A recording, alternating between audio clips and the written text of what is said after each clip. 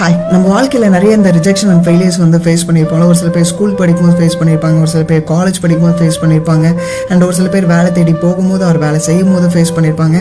And நிறைய பேர் வந்து இந்த ரிலேஷன்ஷிப்பில் வந்து இந்த ரிஜெக்ஷன் அண்ட் ஃபெயிலியரை வந்து ஃபேஸ் பண்ணியிருப்பாங்க.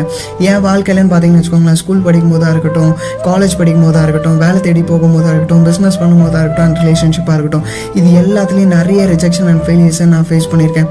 ஆனால் என் ஆண்டவராகிய இயேசு கிறிஸ்து மட்டும்தாங்க என்னை ரிஜெக்ட் பண்ணாமல், என் தகுதியை பார்க்காம, என் டேலண்ட்டை பார்க்காம, என் முக அழகை பார்க்காம என்னை செலக்ட் பண்ணார். நான் எப்போ அவர் இடத்துல பிளேஸ்மெண்ட் ஆனனோ அப்போத்துலேருந்து என் வாழ்க்கையே தலைகீழாக மாறிச்சுங்க. அநேக கண்களுக்கு முன்னாடி என் ஆண்டவர் என்னை உயர்த்தி வச்சார். ஒருவேளை இந்த வீடியோ பார்த்துட்டு இருக்கேன், நீங்கள் நிறைய ரிஜெக்ஷனை தாண்டி வந்திருக்கலாம், நிறைய ஃபெயிலியர்ஸ்குள்ளாக போய் கொண்டிருக்கலாம். நீங்கள் எப்போ ஆண்டவராக இயேசு கிறிஸ்துக்குள்ளே பிளேஸ்மெண்ட் ஆகிறீங்களோ அப்போ உங்கள் வாழ்க்கையை தலைகீழாக மாற்றப்படும். அநேக கண்களுக்கு முன்னாடி ஆண்டவர் உங்களை உயர்த்துவார். அவர் இடத்துல வாக்கின் எப்பவுமே ஓப்பனாக தாங்க இருக்குது. So try Jesus. யோசிச்சு பாருங்க.